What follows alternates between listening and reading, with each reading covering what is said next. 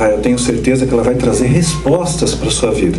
Talvez não aquela resposta que você gostaria de ouvir, aquela que massageia o seu ego, aquela que fala, pô, você é o cara, é você mesmo, né? Então, mas é uma resposta que vai trazer mudança para a sua vida. Eu quero iniciar aqui com 2 Timóteo, capítulo 4, versículo 3 a 5. 2 Timóteo, capítulo 4, versículo de 3 a 5. Diz assim a palavra de Deus: porque virá tempo que não suportarão a sã doutrina, mas tendo comichão nos ouvidos, amontoarão para si doutores, conforme as suas próprias concupiscências, seus próprios desejos, e desviarão os ouvidos da verdade, voltando-se às fábulas, né? Fábulas. Mas tu, essa orientação que ele está dando ali para Timóteo, mas tu, né? Embora tudo isso esteja acontecendo, né? As pessoas vão ter comichão no ouvido, vão trazer doutores para si, ou seja, vão correr atrás daquilo que eles querem ouvir, né? Que massageia o ego. Isso aqui vem de Deus, isso aqui me confrontou, isso aqui não vem de Deus, né? Então vão buscar doutores para si, conforme os seus próprios desejos, e vão dar ouvido a fábulas, a coisas que não remetem à verdade, não vão suportar mais a sã doutrina. E no meio de todo esse turbilhão de situação, fica aqui o aviso: mas tu, seja sóbrio em tudo, seja equilibrado, seja ponderado, usa a tua cabeça, né? Segue ali os preceitos de Cristo, não se afasta das veredas, seja sóbrio em tudo. Não está dizendo seja sóbrio em algumas coisas, em tudo, em todas as coisas. Nada fica fora desse tudo. Sofre as aflições, que quando você procura estar no centro da vontade de Deus, tenha certeza, vai ter aflições, vai ter luta, né? Faze a obra de um evangelista e cumpre o teu ministério. Então faça a obra de um evangelista, cumpre o teu ministério, cumpre o seu propósito, cumpre ali o seu propósito. Isso é fundamental. E esse tem sido o maior desafio da igreja, né? No nosso século, no nosso momento. Mamães, ajudem a gente. Sendo o maior desafio do nosso século, né? Do nosso momento, é justamente a gente conseguir estar no centro da vontade de Deus, mediante tantas turbulências, né? Tantas dificuldades à nossa volta. Hoje, muitos têm perecido pela falta de conhecimento nas igrejas, né? O povo tem perecido e não está havendo ali um conhecimento puro e verdadeiro. As pessoas estão indo ao encontro das fábulas, têm se afastado da verdade. A verdade, ela te liberta, mas a mentira te aprisiona. E a fábula é mentira, porque ela não é o espelho da verdade, ela é uma mentira, é um horizonte de engano, né? Não traz a verdade. E para isso nós precisamos de mudanças, né? Para que haja essa mudança, nós temos que mudar a nossa maneira de pensar. Precisamos fazer a metanoia, mudança de mente. Quer ver como esse vírus tem se espalhado em nosso meio? Eu sou casado com uma médica, né? Minha esposa é médica, mas eu não sou médico. Embora eu conviva com uma médica, eu não sou médico. Então algumas coisas você aprende meio que por osmose. Então um pouco da farmacologia, qual remédio que é para tal coisa, você acaba meio que de orelhada, ouvindo e aprendendo alguma coisa. Mas eu não posso clinicar, eu não posso avaliar, laudar clinicamente ninguém, eu não posso estabelecer um diagnóstico, nem um prognóstico, não posso dar receita. Eu não sou médico, eu não posso fazer isso. Eu não tenho conhecimento para tal. Não é assim? Se você é casado com advogado, você não é advogado, né? Então você... Agora o que acontece? O pastor casou e de repente a esposa do pastor se transformou, claro, num passo de mágicas, na pastora, né? Ela é a pastora. E a pastora, que é simplesmente esposa do pastor, vai ensinar pessoas que sabem quase nada, né? Ela que sabe pouco, vai ensinar pessoas que sabem menos ainda. E aí nós vamos espalhar aí um mar de ilusões, de doutrinas paralelas, de ventos de doutrina, de achismos disso e achismo daquilo, a gente se dizia da verdade. E o pior, essas porções de alimento que está sendo dado ao povo, elas podem vir contaminadas.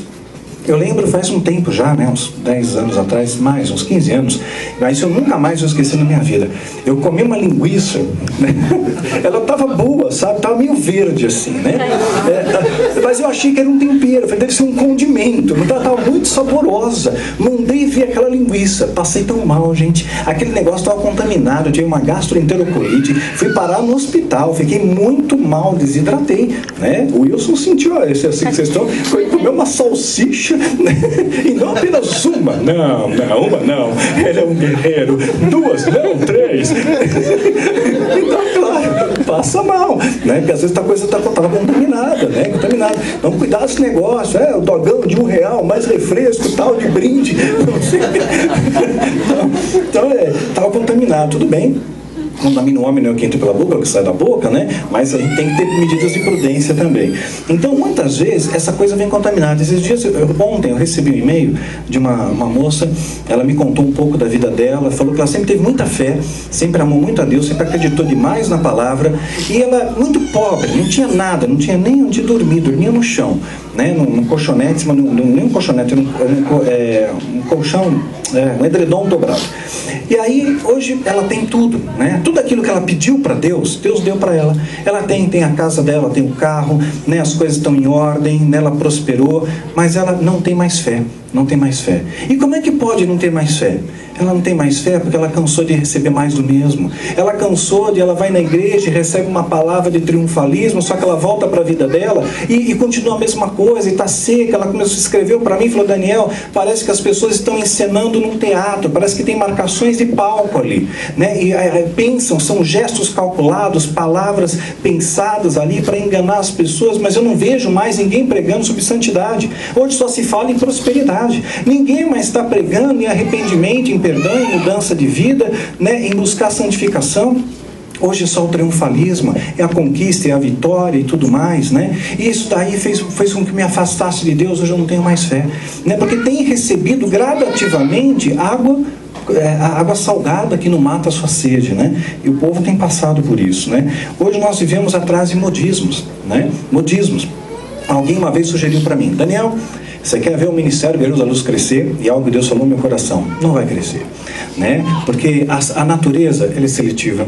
Deus é seletivo. Jesus escolheu os seus discípulos. Deus escolheu o exército de Gideão. Não era uma multidão, era um pequeno grupo que fez diferença para a multidão, né? Essa é a direção que Deus nos deu. Nós vamos treinar pequenos grupos. Esse pequeno grupo vai fazer a diferença para grandes grupos, né? É isso que Deus colocou no meu coração. Jesus treinou 12, né? E olha só o desdobramento disso, né? Não foi uma multidão, né? É um pequeno grupo que faz diferença a muitas pessoas. Isso tem que ser a nossa direção. Mas alguém uma vez falou para mim: Daniel, quer ver a coisa crescer? Você pega, faz camiseta do Guerreiros da Luz, você faz boné do Guerreiros da Luz, você pega, faz adesivo de carro do Ministério Guerreiros da Luz, vai vender a rodo, vai vender dar com pau, você não precisa nem mais pedir oferta. Eu falei: não, mas isso aí é fora da direção, porque aí viramos um comércio. Jesus expulsou os mercadores do templo, virou clube, né? Agora eu faço parte do clube. Esse negócio, eu vejo poucas pessoas colocando adesivando no carro só falando sobre Jesus, né? Às vezes a gente quer alguma coisa que remeta a um grupo, né? Mas a gente tem que sempre ligar a Deus. Uma vez eu lembro que eu estava dirigindo o carro na estrada, tinha uma pessoa assim fazendo altas barberagens, muitas barberagens, né? Falei: meu Deus, que coisa aquela pessoa lá, né? Mas eu vi assim a cor do carro, não deu para, porque ele zigue-zagueava muito, eu vi a cor do carro e vi que tinha algum adesivo, alguma coisa escrita. Quando parei depois num posto para abastecer, para comer, estava viajando, né? Parei num grau aí, e aí eu vejo o mesmo carro. Foi engraçado, o mesmo carro, né? Aí eu cheguei perto para ver o adesivo, guiado por Deus. O que é isso? Às vezes você vê umas coisas assim lá, a serviço do rei. Que testemunho que você está dando, né? Que testemunho que nós estamos dando para esse mundo aí, né? Então é terrível isso daí, né? Então nós temos que buscar uma atitude condizente com aquilo que você prega, porque senão a gente está se afastando. Só que tem faltado também em nosso meio a humildade, porque quando você acha que sabe tudo, você não pode aprender nada, né? Existe um provérbio chinês: você quer provar do meu chá? Esvazia sua xícara primeiro. A gente não quer esvaziar, a gente acha que já sabe tudo, nós somos plenos. Não, nós não sabemos tudo. A Bíblia diz que você sabe em parte você conhece, em parte você profetiza. A gente sempre vai aprender uns com os outros, sempre vai aprender. Tem que estar sempre com o coração aberto para aprender, para que haja coisa para somar. Se não for legal, poxa, retenha o que for bom, deleta o que não for legal para você, né? Mas sempre esteja aberto a aprender, sempre aberto a aprender. Uma coisa que eu observei, eu gosto de observar algumas coisas. Eu vi o Papa, né? Aí você tá, o Papa idólatra, tudo bem, tá? Eu não estou me pautando na questão do catolicismo, né? Que sim, tem idolatria, mas se a gente parar para pensar, tem muito evangélico idólatra também. Tem gente idolatrando cantor gospel, né? O boneco do cantor, né? Enaltecendo, adorando pessoas, né? Adorando o carro, adorando isso, aquilo, mas tem muitas outras formas de idolatria também. Então, mas descartando esse aspecto, né? Da doutrina católica, eu quero me ater ao ser humano, né? Ao ser humano ali, ao Francisco. né? Eu vi que esse cara é muito humilde, esse senhor é muito humilde, muito simples, né? Ele é chefe de Estado, bispo de Roma, o maior líder majoritário, né, da Igreja Católica, uma das maiores expressões religiosas do planeta. E eu vejo ele com muita simplicidade, né? Ele veio para cá com muita humildade, com muita simplicidade, com uma oratória simples, não quis nenhum rococó. E quantas vezes eu viajando por esse Brasil, você vai lá, você vai falar com alguém, você sabe com quem você está falando? Eu tenho título de doutor em divindade. Você tem? Eu sou PhD em doutor em divindade. Doutor em divindade. Então, o pessoal cria uns negócios, né?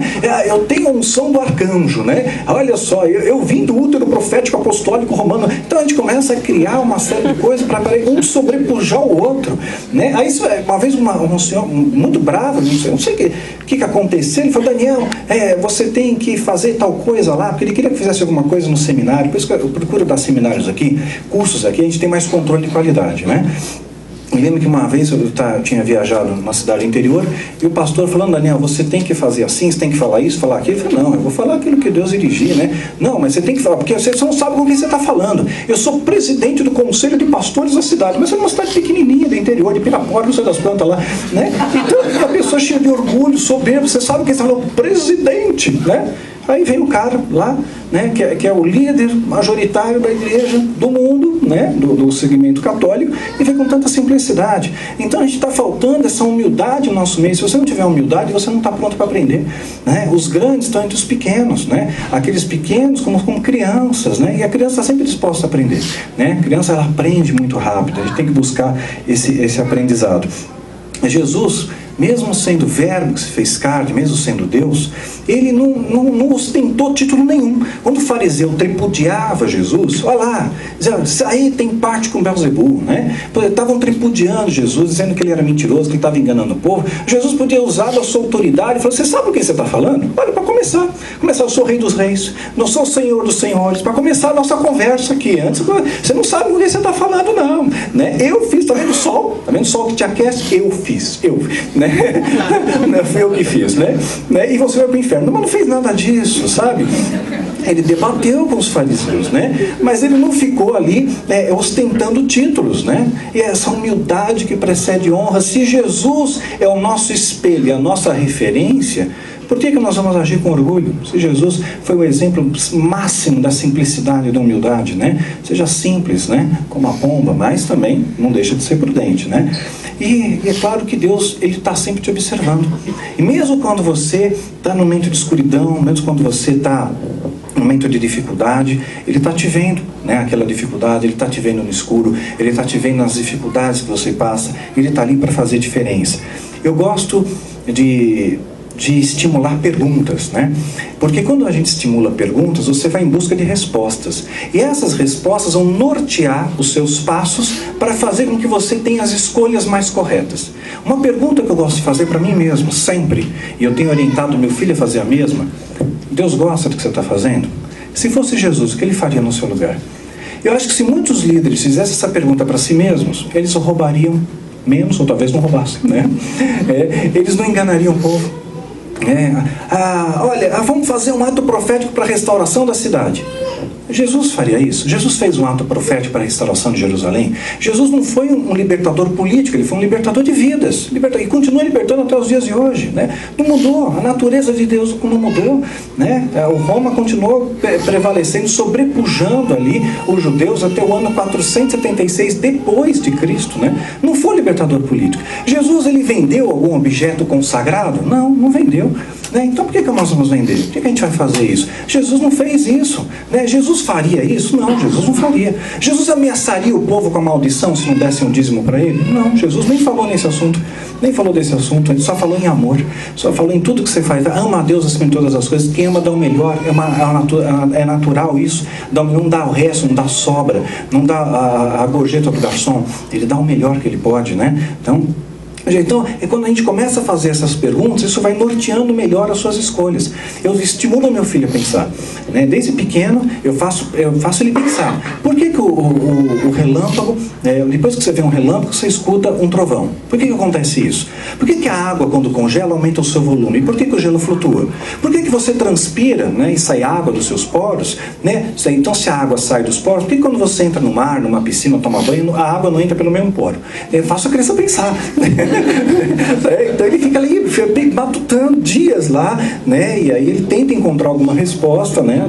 Eu explico depois o caminho para ele ali.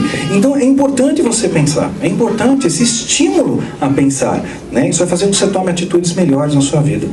E hoje parece que não tem interesse para que o povo pense. Pensar para quê? É mais fácil manipular uma massa que não pensa. É muito mais fácil dominar pessoas que simplesmente acatam ordens sem questioná-las, né? Sem questionar. Quer ver um exemplo? Olha só como a natureza é maravilhosa. Nós sabemos que tem os mamíferos, né? E tem os ovíparos, né? Existe algum mamífero que é ovíparo? Sabe? Existe? Existe, ok. Ornitorrinco, né? É o único mamífero que é também ovíparo.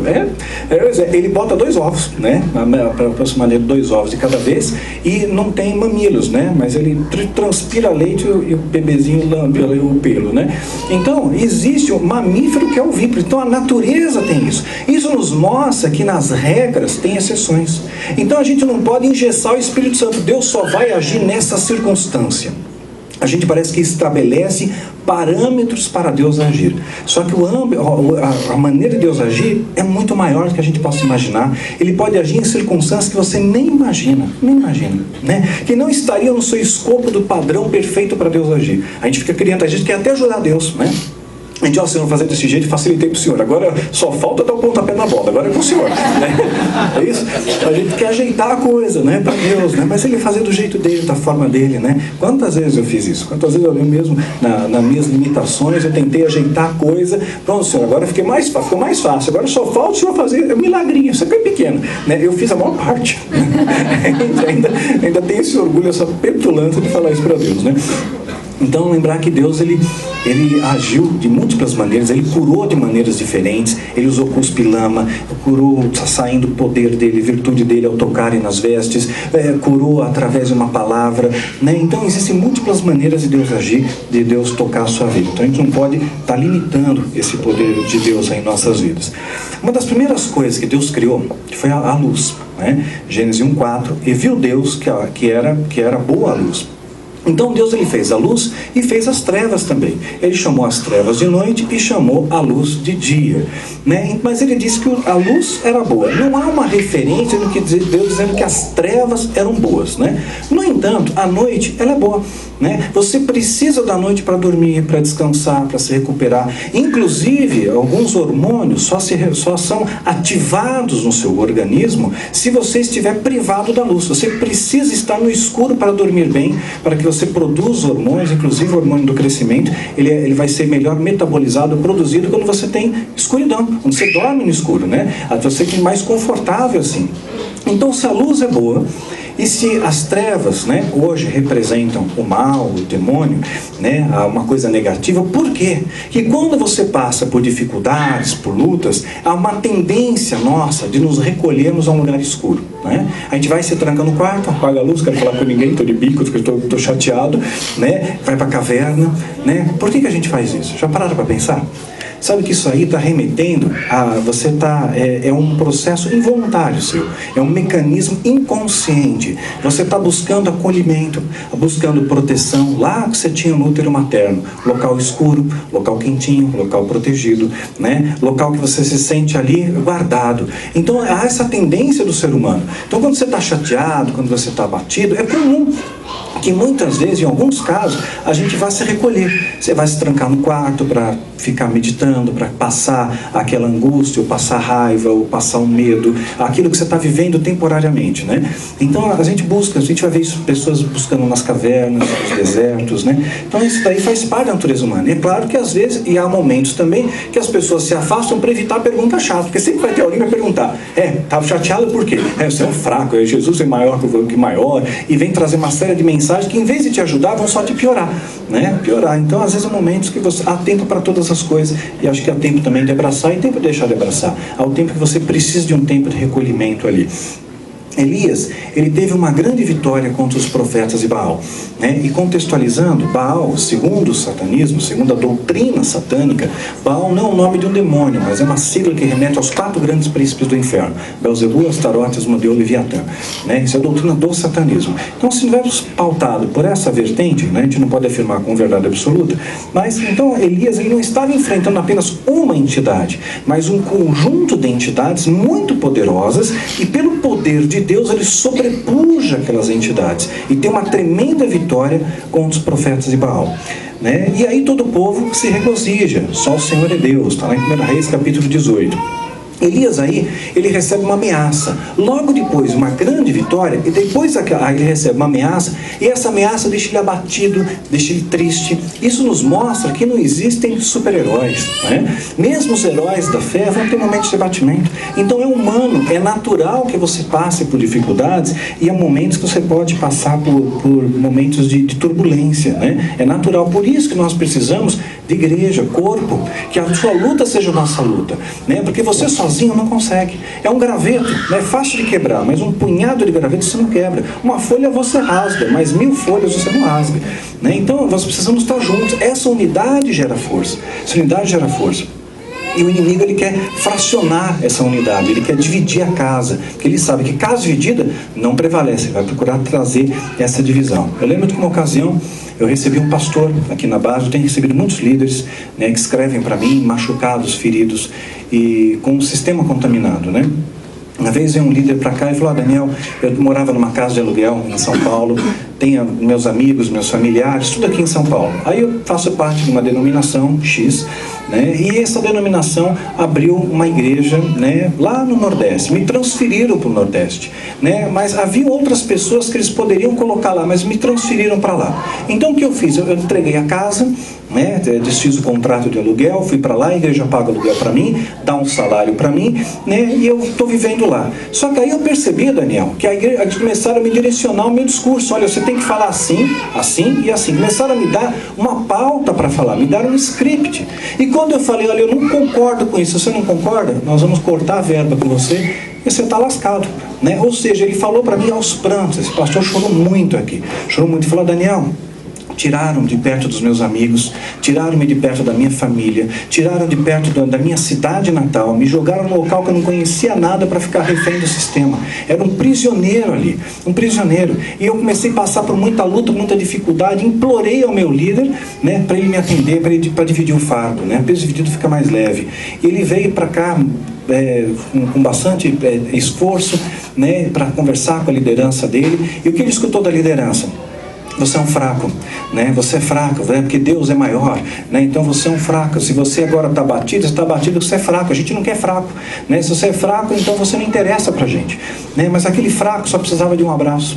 Ele só precisava de alguém que o escutasse, alguém que dividisse o fardo com ele, alguém que dividisse, né? Esse é o trabalho do evangelista, né? Que Paulo estava incentivando ali a Timóteo. Trabalho do evangelista: estender a mão, não é apontar o dedo, né? É acolher, é abraçar, é ajudar, né? Isso é o papel da igreja.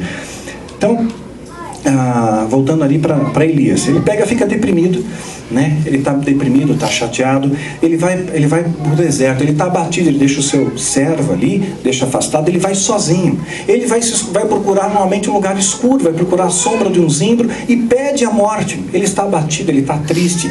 Deus manda um anjo ali, traz pão, traz provisão, traz água para ele, e Elias então vai chegar numa caverna. Na caverna, Deus fala com Elias ali: que fazes aqui, Elias? Porque Deus sabia o que ele estava fazendo, sabia que ele estava abatido, mas Deus estava ali pronto para escutar Elias. Elias, fala o que está no seu coração. Nós precisamos disso. Há momentos que você precisa de recolhimento, mas há momentos que você vai precisar dividir o fardo, pôr para fora as suas dificuldades, pôr para fora as suas limitações, né? Dividir, falar: olha, eu estou passando uma dificuldade, pôr para fora, né? Sabe aquela coisa que está dentro assim, você tem que vomitar, nem que seja para falar coisas que talvez você não falaria publicamente, né? Mas a falar às vezes da sua amargura, da sua tristeza, né? A gente precisa pôr para fora, precisa ter parceiros de trincheira, pessoas de confiança que você possa dividir os fardos. E Deus escutou Elias.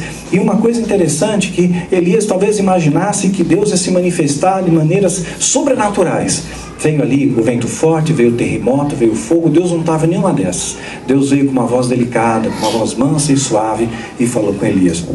E esse é um grande erro que a gente pensa, a gente comete, de achar que Deus só se manifesta quando tem alguma coisa. Eu fui no culto, eu não senti nenhum arrepio, eu não caí no poder, eu não vi nenhum anjo, não aconteceu nada, né? Mas Deus agiu profundamente, falou com você com uma voz mansa e suave. E a gente está tão formatado que tem que ter o trovão, tem que ter o raio, tem que tremer a terra, tem que ver o anjo, tem que ser arrebatado, tem que sentir um arrepio, tem que receber a unção disso e daquilo, e de repente você está se privando de receber uma palavra de Deus, um fortalecimento de Deus, uma direção de Deus, né? Temos que estar com os ouvidos apurados ali.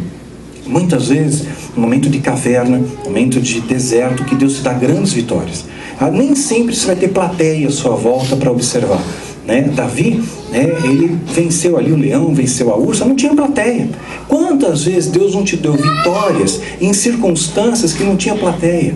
Eu creio que as maiores vitórias das nossas vidas, elas são vitórias que Deus dá para você pessoalmente, deu para você ali, né? Nem sempre vai ser no meio de uma multidão. Deus não faz pirotecnia. Deus ele vai curar o cego, tira ele da cidade, tira ele fora da bagunça. Deus não quer espetáculo, Deus não quer show. Deus ele quer trazer livramento e fortalecimento para a sua vida. E muitas vezes, quando você não tem plateia, livramentos Deus deu na minha vida tremendos, né? Se eu não publicasse um livro, ninguém ia saber, né? Foi uma direção de Deus de publicar para fortalecer a fé, porque o testemunho fortalece.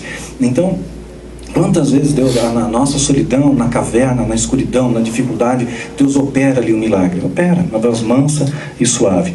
Jeremias também é um outro homem de Deus, com muita simplicidade, um profeta, né? Jeremias 1,6 diz assim: Senhor Deus, eis que não sei falar, porque ainda sou um menino. Olha a simplicidade de Jeremias, né? Esse grande diante de Deus, eu sou como um menino. É esses que Deus usa. Aqueles que batem no peito, não, eu sou um doutor em divindade, eu sou PhD, eu sou pai apóstolo, patriarca e tudo mais, né? Ele não fez isso. É grande diante do Senhor essa simplicidade que remete honra. Isso que vai fazer que Jeremias seja utilizado. Jeremias é um profeta contundente contra o pecado. Jeremias ele não acalenta o pecado, não acaricia o pecado. Ele é muito contundente. É um dos profetas bastante contundentes na palavra. Só que Jeremias, ele vai passar por uma situação de grande dificuldade. Ele vai passar por um momento que ele vai ser lançado num poço escuro. E naquela escuridão, olhos observavam Jeremias, certamente olhos do adversário. Satanás olhava: vou matar esse profeta, vou acabar com ele agora, né? Mas lá, naquele lugar onde ninguém estava vendo, o diabo estava vendo, os olhos de Deus estavam vendo também, e Deus vai usar quem? Uma pessoa que ninguém viu, né, para ajudar aquele que Deus viu, né? Olha que coisa maravilhosa que acontece. Jeremias capítulo 38, versículo de 6 a 11. Jeremias está lá no fundo do poço. Deus vai usar uma pessoa que ninguém estava vendo, ninguém estava observando, para trazer o livramento para Jeremias. 30 homens vão ser usados no resgate de Jeremias. O poço era fundo e certamente bastante escuro também. Vamos ler sobre, por favor. Então tomaram a Jeremias e o colocaram na cisterna de Malquias, filho do rei, que estava no átrio da guarda. Desceram Jeremias com cordas. Na cisterna não havia água, senão lama, e Jeremias se atolou na lama. Ebed-Meleque, o etíope, eunuco que estava na casa do rei, ouviu que tinham colocado Jeremias na cisterna. Ora, estando o rei assentado à porta de Benjamim, saiu Ebed-Meleque da casa do rei e lhe disse: Ó rei, senhor meu, estes homens agiram mal em tudo o que fizeram a Jeremias, o profeta.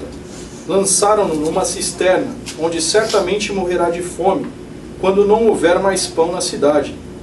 Então o rei ordenou a Ebed-Meleque, o etíope: toma contigo daqui 30 homens e tira Jeremias, o profeta, da cisterna, antes que morra. Tomou Ebed-Meleque os homens consigo e foi à casa do rei, por baixo da tesouraria. E tomou dali uns trapos velhos e rotos, e roupas velhas, e por meio de cordas, desceu-os a Jeremias na cisterna. Pois é. Olha que livramento tremendo. Não tinha mais chance para ele. Ele achava que não teria mais jeito. Estava ali a morrer. Deus viu. Ninguém viu, mas Deus viu. Talvez você esteja passando por uma situação que você só sabe, só você sabe. Mas Deus também sabe, Ele está lá com você.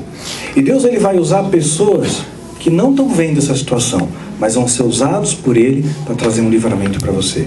Quantas vezes Deus não pode tocar alguém para trazer uma palavra de Deus para você, para simplesmente te ouvir, para lhe estender a mão no momento de dificuldade, para somar forças quando você estiver fraco, né? Deus age dessa maneira, porque você não vê ninguém sozinho.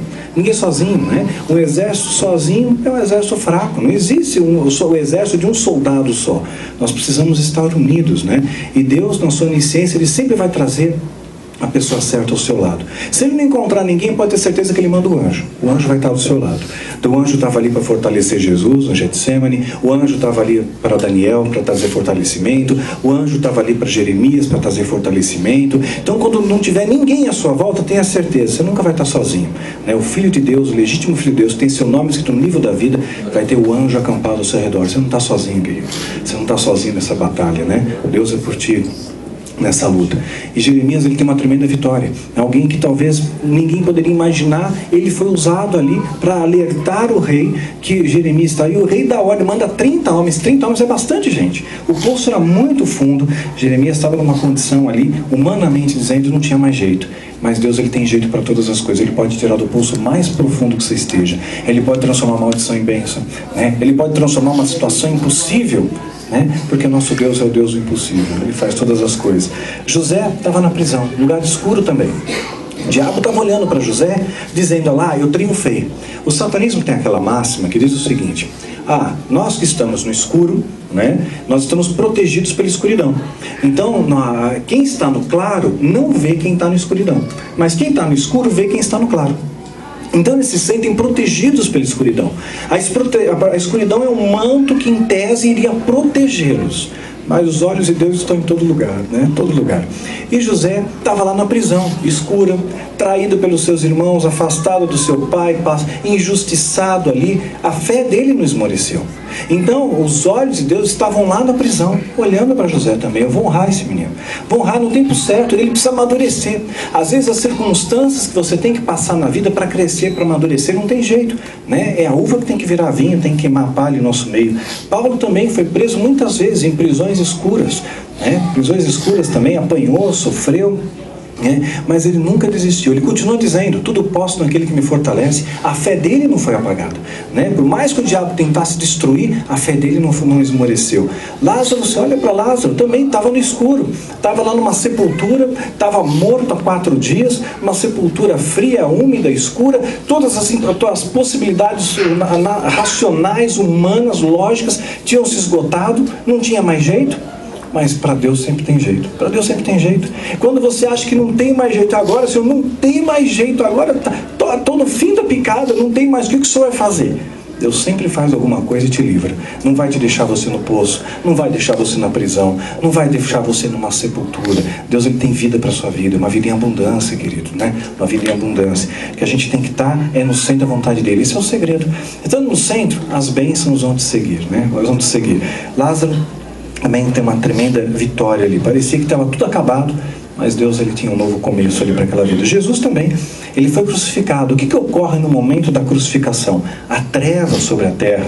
Lucas 23, 44 diz assim: já era a hora sexta, e houve trevas em toda a terra até a hora nona, escurecendo-se o sol, né? Hora sexta, pelo calendário judaico, equivale ao nosso horário de meio-dia, né? Hora nona equivale então ao nosso horário de 3 horas da tarde. Então, no meio-dia às 3 da tarde, houve trevas sobre a terra, né? Por que houve trevas, né? Não tem nada lógico para explicar isso. Um eclipse não duraria 3 horas, né? Então, certamente havia uma densidade demoníaca muito grande ali. Escureceu o sol, né? Porque ele estava ali tripudiando a Jesus. Fizemos Deus sangrar, vencemos, matamos a Cristo, né?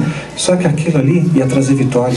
Aquela cruz ia trazer uma vitória tremenda, porque através dessa cruz nós somos libertos, através dessa cruz nós somos salvos, somos lavados pelo sangue do Cordeiro, através dessa cruz o inferno foi envergonhado e o reino de Deus glorificado. Havia vitória ali, não derrota. Mesmo que aparentemente tenha um momento de derrota. Quando você olha para Jesus ali fragilizado na cruz, né, aparentemente derrotado, perdido, e Ele mesmo clamando ali, Ele mesmo falando ali, Mateus 27, 46. Deus meu, por que me desamparaste? Aparentemente não tinha mais jeito. Lá ele mesmo está pedindo ajuda. Por que me desamparaste? Talvez, querido, você tenha passado por lutas ou esteja passando por dificuldades e esteja perguntando para Deus: Senhor, por que o Senhor me desamparou? Por que o Senhor me deixou aqui passar por isso? O Senhor esqueceu de mim. Deus não esqueceu de você. Ele tem um tempo perfeito para você. E o tempo dele não é o nosso tempo. Por isso que as coisas não acontecem da maneira que a gente quer. Agora, para o sobrenatural de Deus acontecer, isso é algo que eu tenho provado na minha vida. Você tem que esgotar os recursos naturais. Se enquanto você não esgotar os recursos naturais, Deus não vai operar o sobrenatural. Né? Você tem condição, mas você não quer abrir mão, né, das condições que você tem, Deus não vai te ajudar. Né? Eu lembro de uma ocasião, era perto do fim do ano.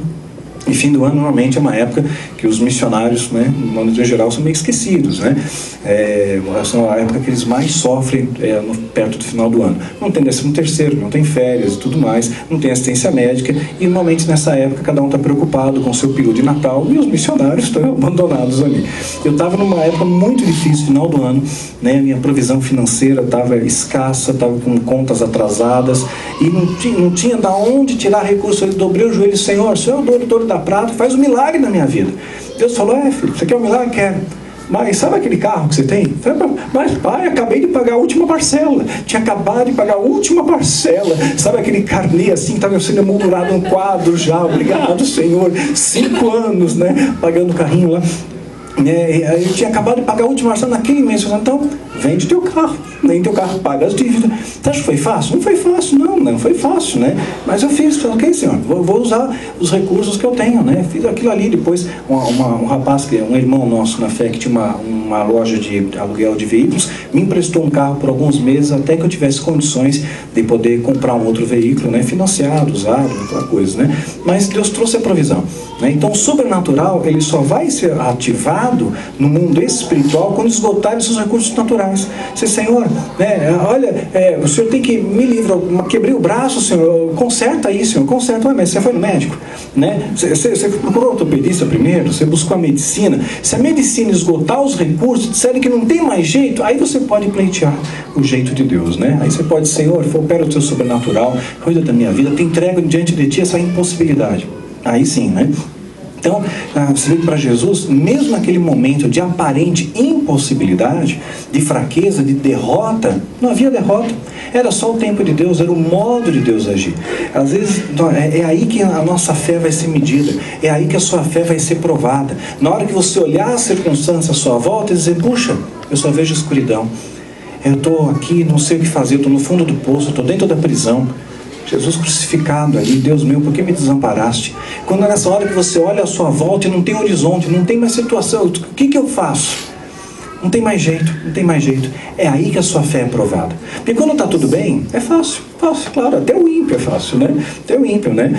Agora, no momento de dificuldade, é aí que a sua fé é provada. E quando a sua fé é provada, e você vence essa etapa, Deus te dá a vitória, a sua fé é fortalecida. A fé é como um músculo, né? Quando exercitada, ela fica mais forte, né? Você vai sair dessa luta mais forte do que quando entrou. Você vai sair desse deserto transformado, né? Não foi assim? O deserto não transformou Moisés? Ele saiu diferente. A caverna não transformou Davi? Ele saiu diferente. A prisão transformou José? Ele saiu diferente. As lutas vão te transformar também. Você vai sair diferente dessas lutas. Você vai sair mais forte. Vai sair mais forte. Vai dizer: Senhor, eu tudo posso naquele que me fortalece, né? Tudo posso. Quando Paulo escreveu isso, olha, ele passou fome. Paulo não era próspero. Paulo não podia pregar prosperidade, né? Mas ele não tinha. Ele podia falar: pô, Senhor, eu determino agora, eu quero um barco, um navio novo para fazer minha obra, né? Eu quero um cavalo árabe agora fazer a obra. É para a tua glória, Senhor, né? Não, mas ele continuou ali sofrendo, padecendo as lutas, tal. Não que Deus não pudesse dar, mas a propósito para todas as coisas, né? Todas as coisas. Então, tudo a propósito para Deus. Vamos falar um pouco a respeito de um personagem bíblico que realmente provou de uma situação muito atípica, e é a situação que eu quero trazer à luz para vocês. Daniel, a gente pegar o livro do profeta Daniel, um dos profetas maiores, esse livro vai ter 12 capítulos, 357 versículos, Esse livro foi escrito em aramaico e hebraico, e foi o próprio Daniel que escreveu, porque há várias passagens escritas na primeira pessoa que denotam então que foi escrito pelo próprio Daniel no período de cativeiro. Daniel foi levado ali em cativeiro, né, no terceiro ano do reinado do rei Joaquim, né, o rei Nabucodonosor invade Jerusalém e Daniel então é levado. Ele está entre a idade de 12 a 16 anos de idade, e o ápice dessa história, que a gente vai chegar ali, Daniel na cova dos leões, ele vai estar com aproximadamente 85 anos. Ele passou bastante tempo no cativeiro, mas a sua fé não ficou presa, né? A sua fé, ele continuou sendo livre, né? Não sendo livre, e ele fez coisas tremendas ali. Quero me pautar aqui que Daniel, a primeira coisa que ele tinha que ter, uma característica que foi pedido, né? Quando Nabucodonosor invade Jerusalém, ele dá uma ordem a um dos seus auxiliares ali, Aspenaz, que era o chefe dos serviços do palácio, né? E Aspenaz, então, ele tinha a missão de recrutar homens de boa aparência, inteligentes e de ascendência real para servirem ao rei.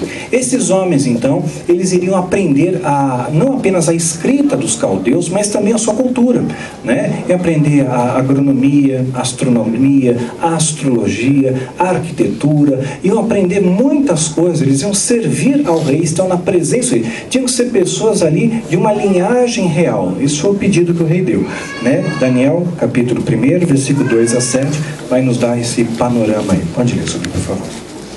O Senhor entregou nas suas mãos a Jeoiaquim, rei de Judá, e uma parte dos utensílios do templo de Deus. E ele os levou à terra de Sinear, para o templo do seu Deus, e pôs os utensílios na casa do tesouro do seu Deus. Então disse o rei a Aspenaz, chefe dos seus eunucos, que trouxesse alguns dos filhos de Israel, da linhagem real e dos nobres, jovens em quem não houvesse defeito algum, formosos de aparência e instruídos em toda sabedoria, sábios em ciências, versados no conhecimento e que tivesse habilidade para viver no palácio do rei, a fim de que fossem ensinados nas letras e na língua dos caldeus. O rei lhes determinou a ração de cada dia, da porção do manjar do rei e do vinho que ele bebia.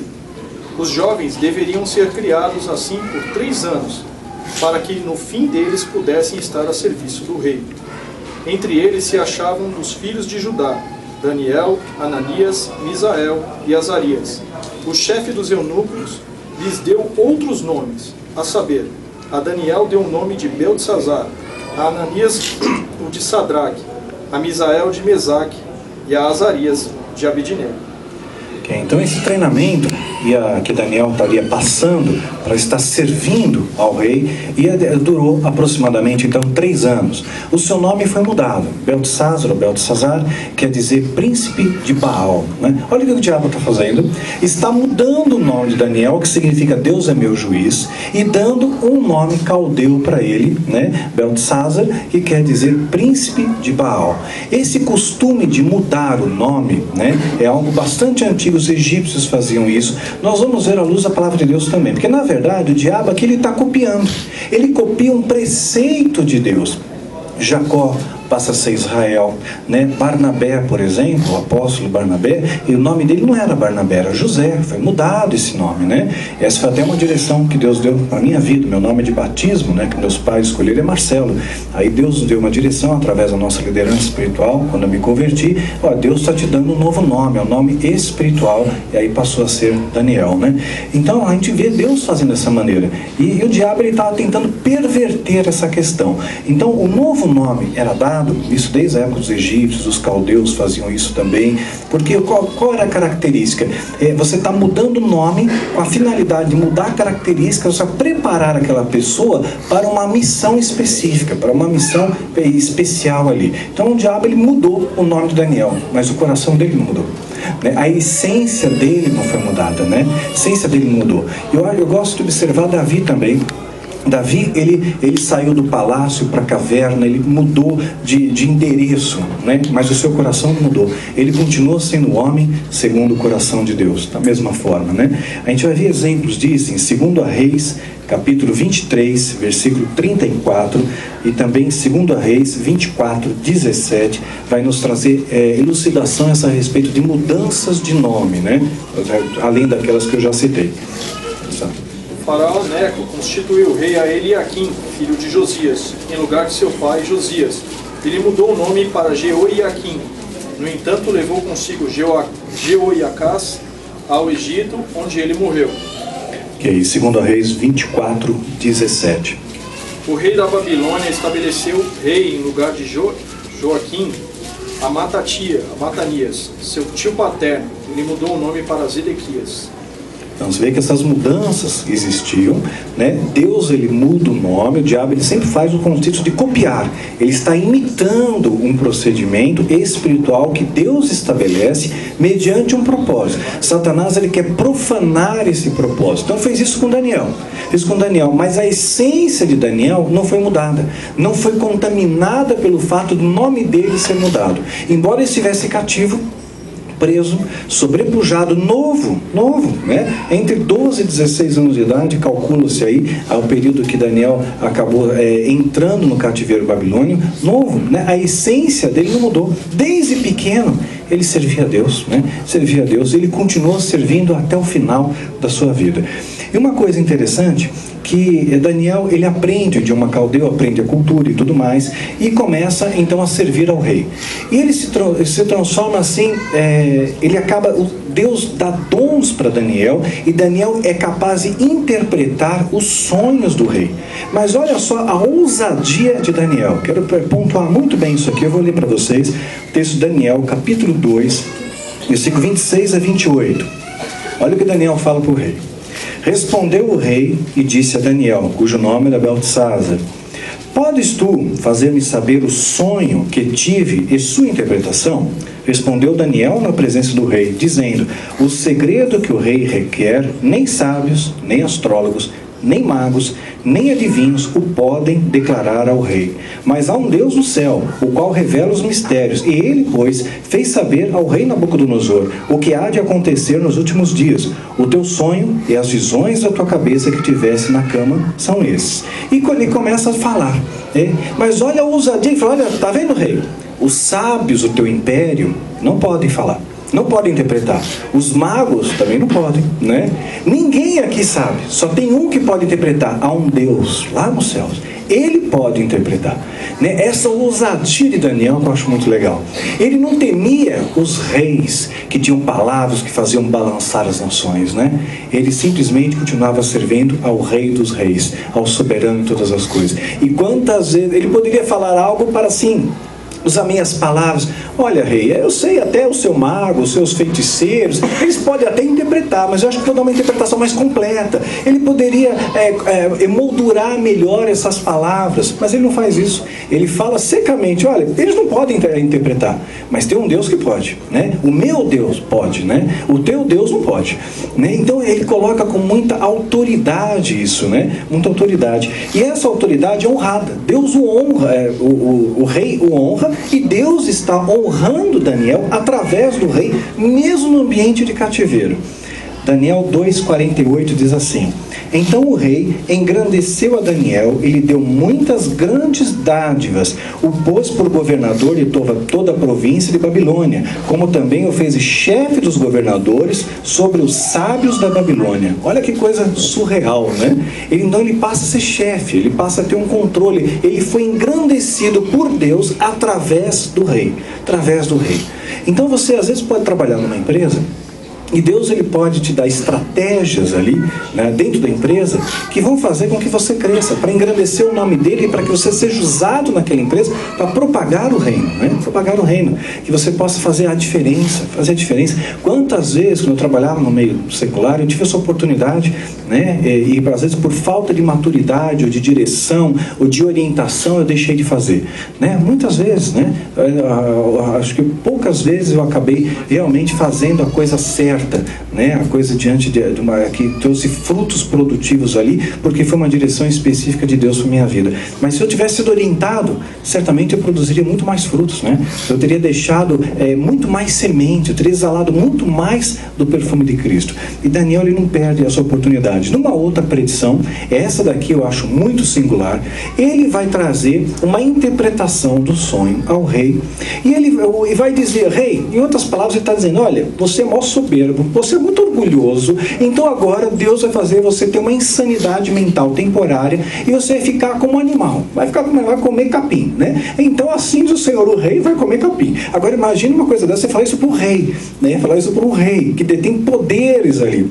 Daniel não usa de meias palavras. Olha o que ele vai dizer ali, Daniel capítulo 4, versículo 24 e 25. Pode ler, por favor. Esta é a interpretação, ó rei, e este é o decreto do Altíssimo, que virá sobre o rei, meu senhor. Serás tirado de entre os homens, e a tua morada será com os animais do campo. E te farão comer erva como os bois, e serás molhado do orvalho do céu. Passarão 7 tempos por cima de ti, até que conheças que o Altíssimo tem domínio sobre o reino dos homens, e o dá a quem quer. Olha só que ousadia de Daniel, né? Ele não teve medo do rei, ele falou com muita autoridade. Ele é prisioneiro, né? Mas ele falou com muita autoridade. Ele não pode prender a voz dele, não pode prender o espírito dele. Ele é livre, ele é cidadão dos céus.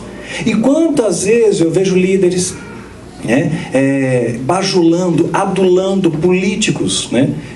Dando até o microfone para eles nos altares, contaminando o altar, né? Consegue imaginar um Moisés trazendo faraó para trazer uma palavra no tabernáculo? É impensável, né? Mas o que a gente está fazendo nos dias de hoje é isso, trazendo um político ímpio nos nossos altares e dando honras a ele, né? Dando honras a ele. Por que fazem isso? Né? Tem interesse, tem grana por trás, tem muito dinheiro nos bastidores. Já me ofereceram dinheiro para isso, né? Outrora já me ofereceram grana para apoiar determinados políticos. Não era pouco não, era bastante, né? E o diabo ele manda essas oportunidades na hora que você passa a dificuldade, claro. Ele não vai mandar na hora que você está tudo bem, na hora que você está com dificuldade, que ele manda ali, né?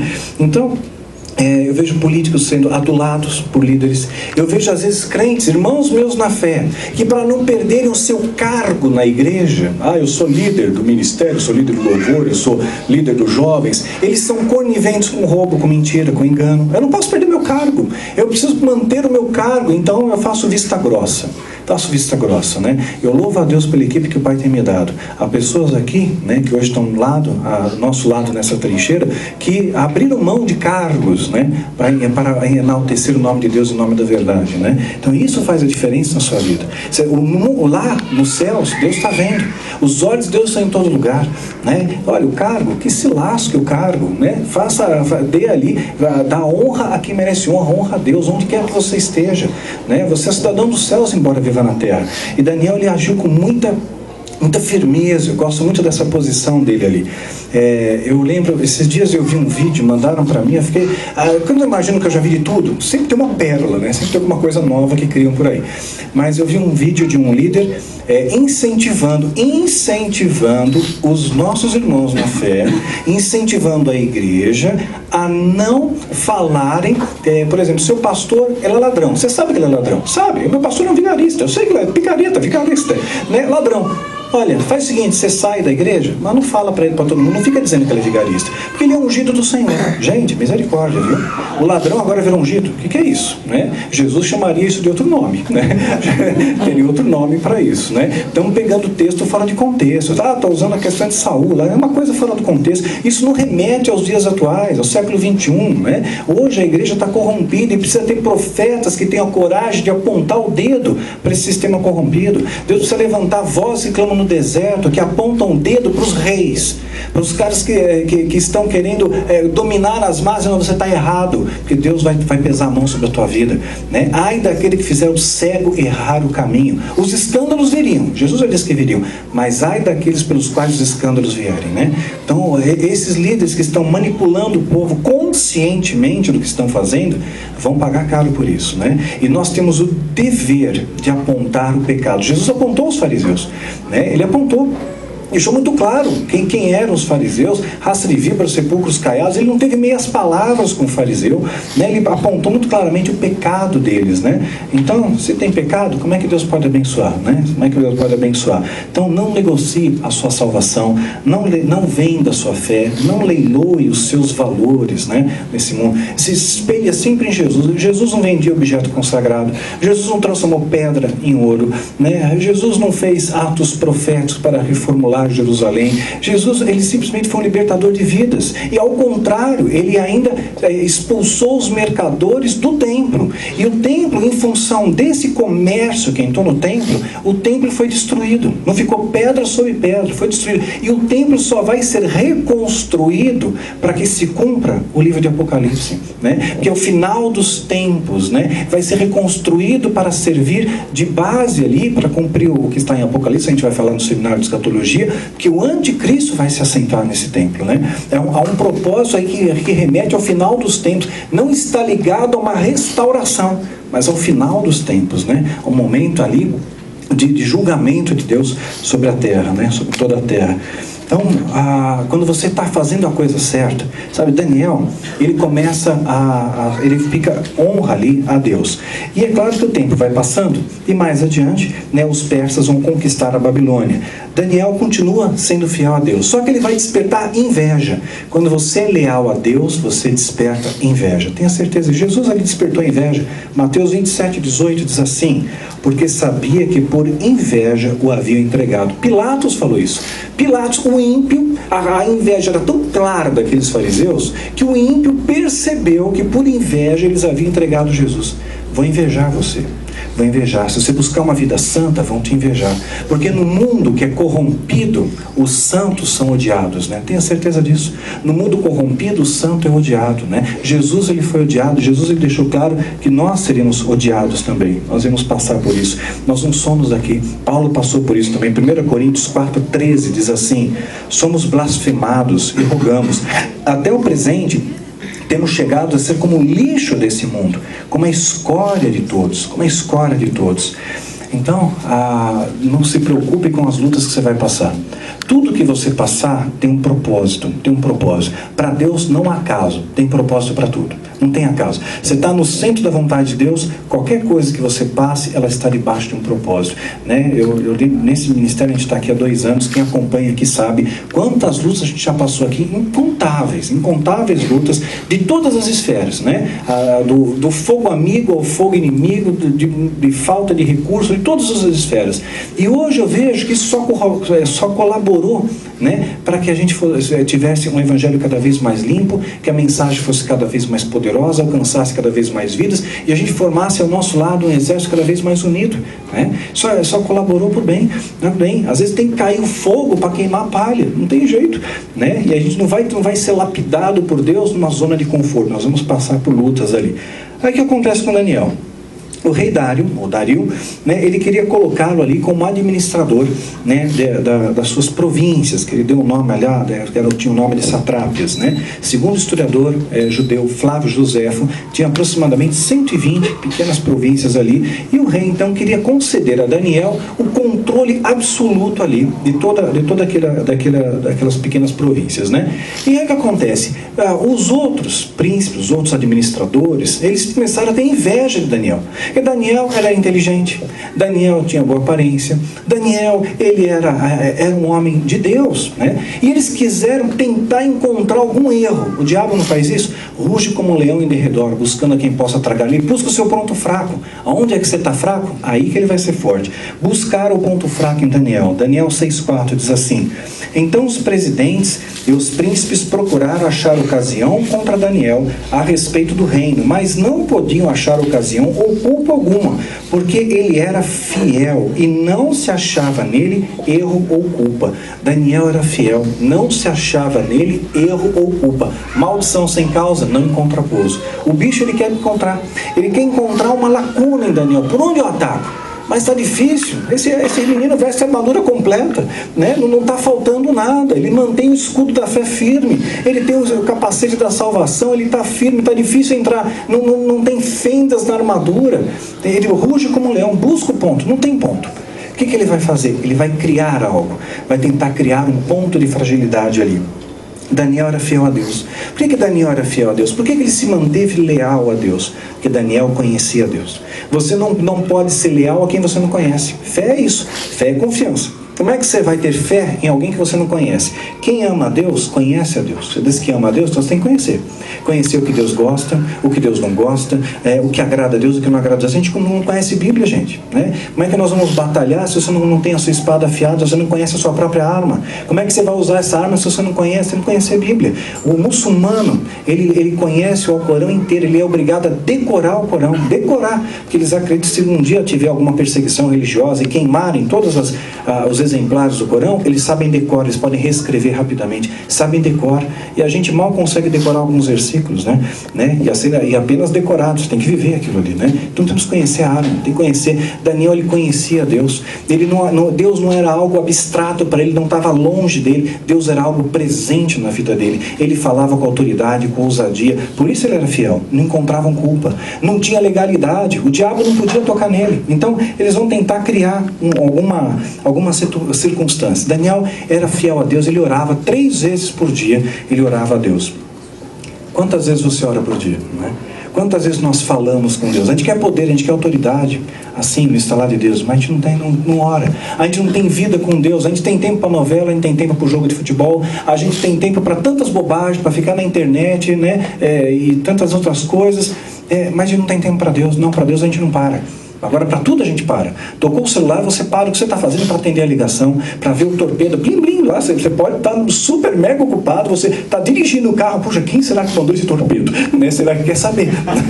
Você precisa ver, mas a gente não tem tempo para Deus. Quantas vezes Deus está apitando lá, mandando o SMS para você, olha, acorda filho, desperta, eu quero falar com você, eu tenho algo, uma direção para te dar, e a gente não tem tempo para Deus.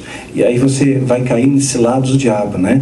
O único que pode te livrar dessas astutas ciladas é o discernimento de Deus, e para ter esse discernimento você tem que ter vida com Deus, e a gente só lembra de Deus quando a coisa aperta. Até o ímpio, né? O ímpio, quando a coisa aperta, o que ele fala? Ai meu Deus, né? Até o ímpio fala, virou um jargão, ai meu Deus, ah Senhor, né? Oh Senhor, oh Senhor Todo-Poderoso, né? Misericórdia, né? Usa como jargão, né? Na hora do aperto, até o ímpio fala, mas Deus, ele tem que ser presente na sua vida. E Daniel, ele tinha um Deus presente. Daniel 6, de 10 a 12. Pode ler isso, por favor.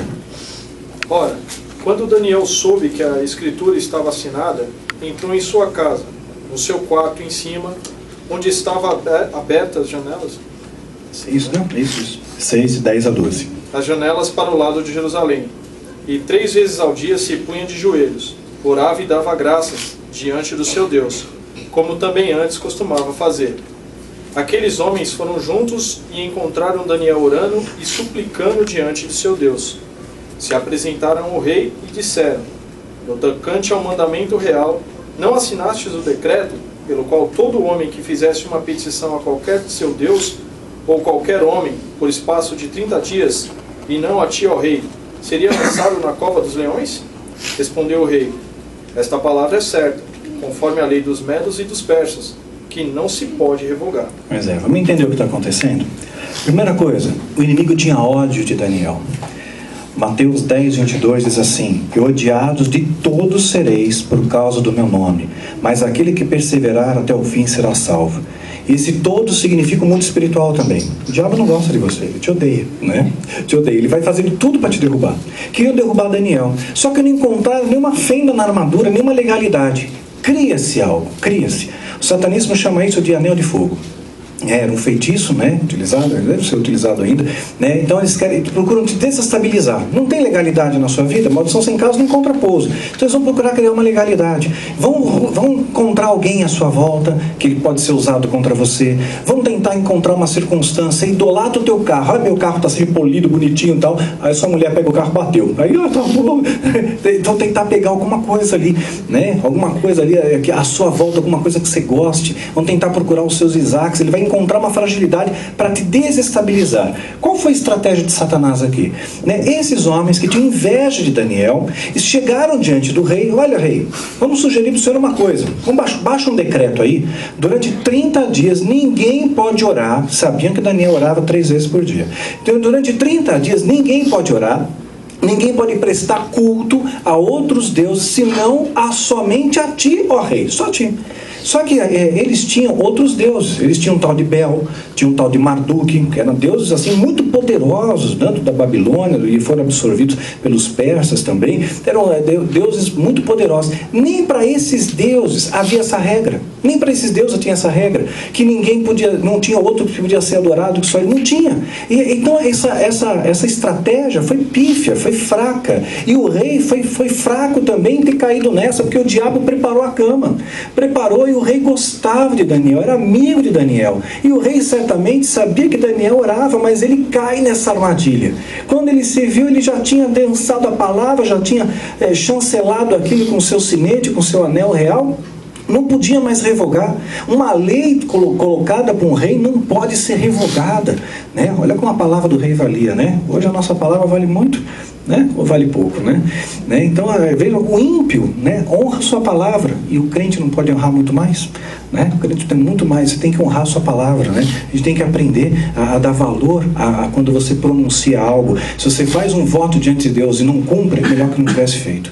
E quantos votos a gente faz na hora que está no aperto, né? Ah, Senhor, olha, eu te prometo isso, prometo aquilo, eu faço um pacto com isso, uma aliança, e na hora depois vocês não fazem mais nada, né? Está fazendo mais ou menos, né? Jeremias 48:10, maldito é que lhe fizeram obra do Senhor negligentemente, relaxadamente, mais ou menos não serve.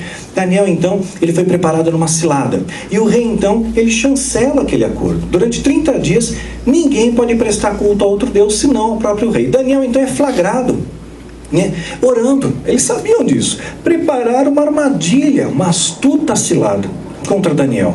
Prepararam, mas agora Daniel vai ter que ser jogado à cova dos leões, né? Uma cova dos leões. E olha uma coisa curiosa aqui, que vai acontecer. Daniel capítulo 6, versículo 14. Ouvindo então o rei essas palavras, ficou muito penalizado a favor de Daniel. Ele gostava de Daniel. Era amigo de Daniel, sabia que Daniel era do bem, né? Olha só como faz diferença, até o ímpio, né, vai reconhecer que você serve a Deus, né? E propôs diante do seu coração livrá-lo até o pôr do sol, e trabalhou para salvá-lo. O rei pensou o dia inteiro numa estratégia, mas uma vez que a palavra dele foi dita, não pode mais ser revogada. Então, mais adiante no versículo 16, então o rei ordenou que trouxessem a Daniel e lançaram na cova dos leões. E falando o rei, disse a Daniel, o teu Deus, a quem tu continuamente serves, ele te livrará. Imagina o ímpio falar isso para Daniel. Olha, eu não posso te ajudar, Daniel, eu sou o rei. Os magos, os feiticeiros do meu reino nada podem fazer por você, mas sabe aquele Deus que você cultua? O seu Deus que é poderoso, esse Deus ele pode te livrar. Escutar isso do ímpio. Olha só que honra que Daniel estava tendo, que ele estava honrando a Deus. Ele estava honrando a Deus ali, todo o seu coração, todo o seu entendimento e todas as suas forças, né? No versículo 18, então o rei se dirigiu para o seu palácio e passou a noite em jejum. Ou seja, quando Daniel foi lançado na cova dos leões, uma pedra foi colocada, foi selado. Daniel ficou num local completamente escuro, e era noite. Então no versículo 18, então o rei se dirigia para o seu palácio e passou a noite em jejum, e não deixou trazer à sua presença instrumentos de música, e fugiu dele o sono. Era comum que o rei estivesse cercado de pessoas alegres, né? Então que viesse ali perante o rei, música, dança, festa. Ele não quis nada daquilo, ele não comeu, ele não bebeu, ele não dormiu. Ele passou a noite aflito, e à noite Daniel ficou ali, naquela cova, naquela escuridão. E o diabo certamente olhou para ali de Daniel e falou, agora Daniel, é o teu fim. Os felinos, os leões, eles enxergam melhor no escuro, são animais de caça, né? Eles enxergaram Daniel. Daniel não via nada. Mas lá naquela escuridão, Deus estava olhando para Daniel. Ele não esqueceu de Daniel, né? Mesmo na circunstância que ele era justo, ele era íntegro. E mesmo assim, ele poderia estar aqui, Senhor, eu não mereço isso. Ele aceitou aquilo ali. Deus vai fazer a tua vontade na minha vida. Seja a tua vontade, não a minha. Foi ali.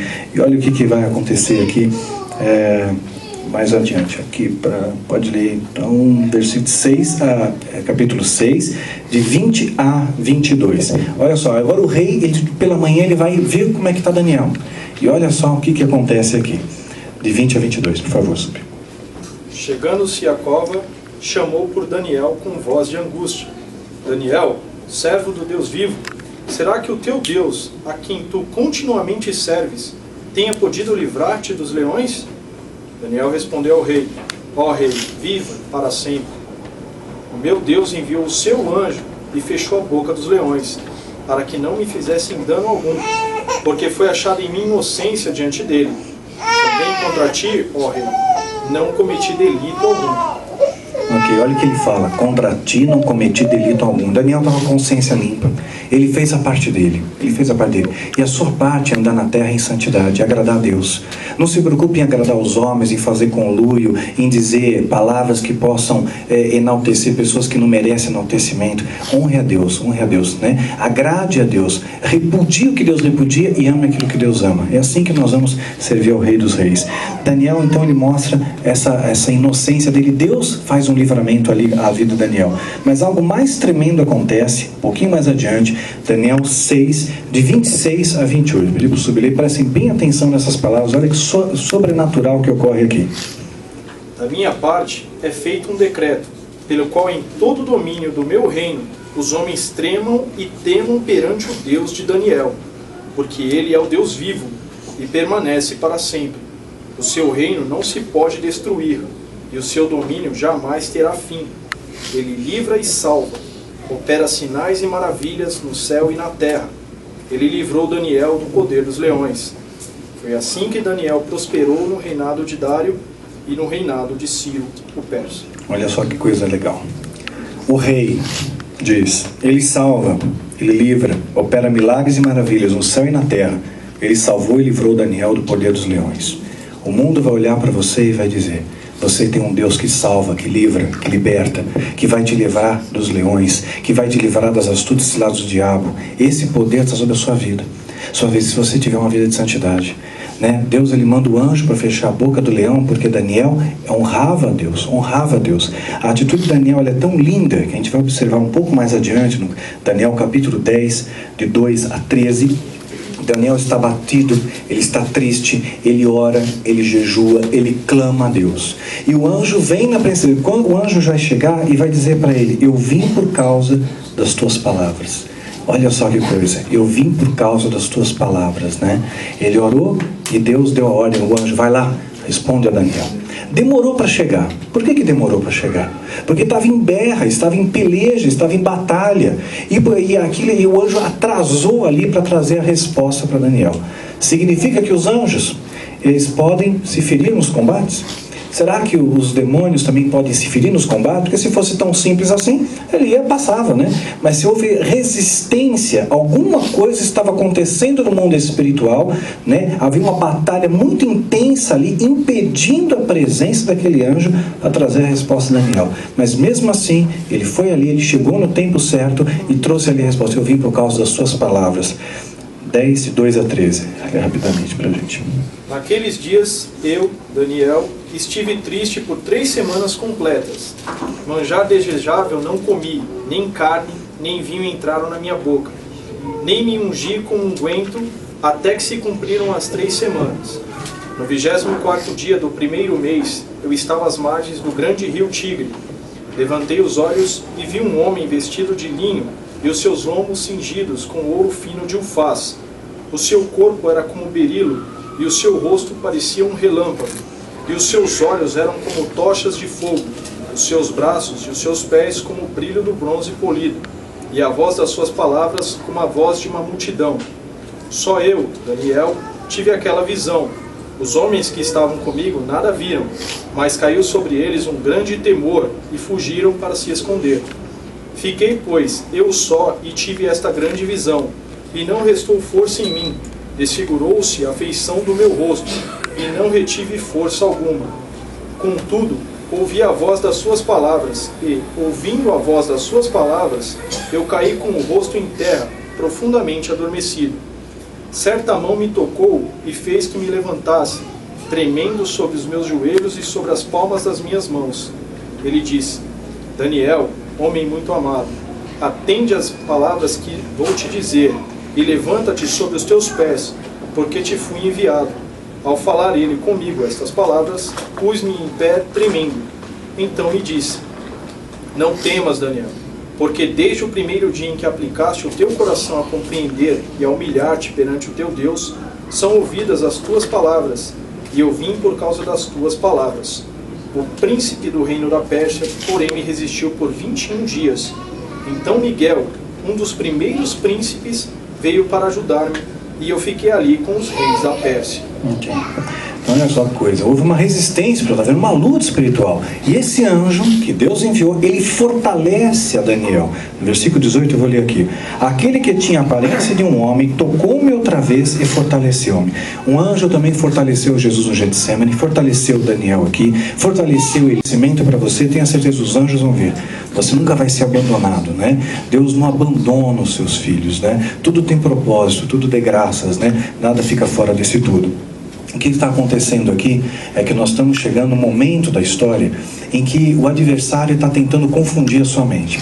Está levantando falsos profetas para passar uma visão errada para a igreja. Uma visão errada para que você se perca, para que você não alcance esse poder que tinha Daniel, para que você não alcance aquele poder que estava sobre Paulo, sobre José, né, sobre Jeremias. Jeremias, um profeta de Deus, ele vai ser tremendamente usado, né, a trazer um esclarecimento para a igreja. Jeremias capítulo 14, de 13 a 16. Prestem atenção no que Jeremias está dizendo, que isso reflete muito a nossa realidade, nosso dia a dia. Pode ler sobre. Então disse eu: Ah, Senhor, Senhor, os profetas lhe dizem: Não vereis espada e não tereis fome, deveras darei a vós paz verdadeira neste lugar. Disse-me o Senhor: Os profetas profetizam falsamente em meu nome. Não os enviei, nem lhes dei ordem, nem lhes falei. Visão falsa, adivinhação, vaidade e o engano do seu coração é o que vos profetizam. Portanto, assim diz o Senhor acerca dos profetas que profetizam em meu nome, sem que eu os tenha mandado. Dizem que nem espada nem fome haverá nesta terra. A espada e a fome serão consumidos esses profetas. O povo a quem eles profetizam será lançado nas ruas de Jerusalém por causa da fome e da espada. Não haverá quem enterre as suas mulheres, e os seus filhos e as suas filhas. Derramarei sobre eles a sua maldade. Pois é. Então, os falsos profetas diziam aquilo que o povo queria ouvir. Olha, não vai ter espada, não vai ter nada de problema, só tem vitória, só vitória. Não falava em luta e não falava em disciplina, não falava em lapidação, só vitória. Aí Jeremias vem e deixa muito claro, Deus disse, esses profetas são falsos profetas, não vêm de mim. Espada vão enfrentar. E nos dias de hoje, eu tenho certeza do que eu vou falar para vocês. Nós vamos enfrentar sim uma grande batalha. A igreja vai ser purificada. O joio precisa ser queimado no nosso meio. Tem uma contaminação no nosso meio. Só existe uma maneira dessa contaminação ser dispersa, ser tirada do nosso meio. Mateus 13, 40, 41, já estamos finalizando. Assim como o joio é colhido e queimado no fogo, assim será a consumação do mundo. Mandará o Filho do Homem os seus anjos, e eles colherão do seu reino tudo o que causa escândalo e os que cometem iniquidade. Nós estamos vendo esse momento da história, né? O momento que o joio precisa ser queimado. Esse joio que tem crescido no nosso meio, né? Tem sido trazido contaminação. A igreja vai passar por um período de purificação, né? E você tem que estar preparado para ela. E essa purificação significa que vai haver perseguição, que vai haver luta, que vai haver opressão, que vai haver uma grande batalha, né? E você tem que estar pronto para isso. Então não caia no extremo, não fica preocupado com a prosperidade, com a unção disso e daquilo. Nós temos que estar preparados para essa batalha que está chegando, né? Quando você observa o céu e vê nuvens negras, você imagina, está vindo uma tempestade. Quando a gente observa hoje os sinais à nossa volta, tudo aponta uma coisa só: Jesus está voltando e vai vir uma tempestade para purificar a terra vai ser açoitada. Então o nosso propósito como igreja tem que ter esteio em Daniel 12:1. Naquele tempo se levantará Miguel, o grande príncipe, que se levanta a favor dos filhos e de seu povo, e haverá um tempo de angústia, o qual nunca houve, desde que houve nação até aquele tempo. Mas naquele tempo vivar-se-á o seu povo e todo aquele que for achado escrito no livro. O teu objetivo e o meu objetivo tem que ser que o nosso nome esteja de fato escrito nesse livro da vida. Não basta você ter nascido numa igreja, vivido numa igreja, frequentado uma igreja. Isso não faz de você um crente. Aliás, até o termo crente é um termo errado, porque crente, até o diabo é crente. Crente é aquele que crê em alguma coisa. Nós somos cristãos. Nós seguimos os preceitos de Cristo, os valores de Cristo. Nós acreditamos em Cristo. Jesus morreu por você. Vamos viver por Ele. Vamos fazer diferença. Você está numa igreja, não faz de você um cristão. É como você está numa garagem, não faz de você um carro, né? Aí a gente passa para esse lado simplista, né? A gente acha que, eu já sou crente. Por que você é convertido? Sei lá, eu vou na igreja, eu escuto a mensagem lá, sou cristão. Talvez você se surpreenda. Um dia Deus pode fechar os seus olhos, quando você abrir, você está lá no lago de fogo. Muitos vão chegar diante de Jesus. Jesus, eu fiz tanta coisa em teu nome, fiz tantos atos proféticos, vendi tanto tijolo, ungido, né? Martelo da justiça. E o pessoal inventa muita coisa, né? Jesus expulsou os mercadores. Deus, eu acredito, Ele poupa o seu povo com a sua misericórdia. Ele poupou Nínive, os habitantes de Nínive que não tinham discernimento da mão direita e da esquerda. Deus poupou aquele povo.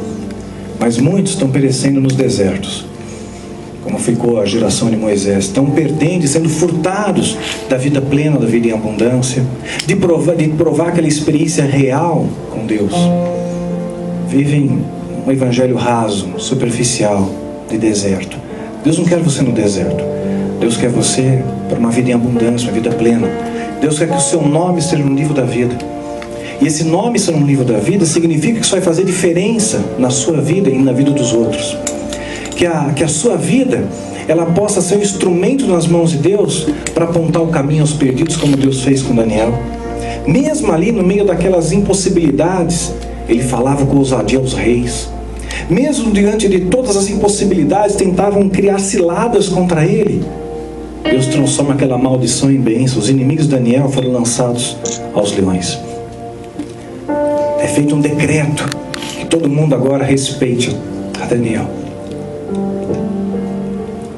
Eu já fui lançado em covas de leões, né?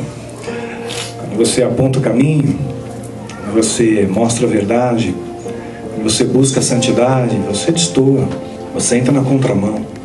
Uma vez um pastor falou isso para mim: Daniel, você está louco, você entrou na contramão.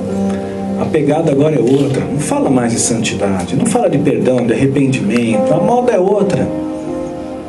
Evangelho não é moda, Cristo não é moda, Cristo é vida. Vida para a sua vida. Vamos fazer valer a pena. Que o seu nome verdadeiramente seja escrito nesse livro. Que você possa fazer diferença aqui na terra. Que você não faça conluios. Que você não se incline aos Baals do nosso século. Que você não deixe entrar orgulho e soberba no seu coração. Que você não tenha vergonha de ousar. Quando Deus determinar na sua vida, vai e fala. Deus está levantando profetas nessa nação. Profetas verdadeiros como Jeremias, como Daniel, que não tem medo, que não modulam a sua fala para agradar o ego da maioria, mas simplesmente se preocupam em agradar a Deus. Vamos fazer diferença, queridos. Fique em pé onde você está, vamos falar com Deus.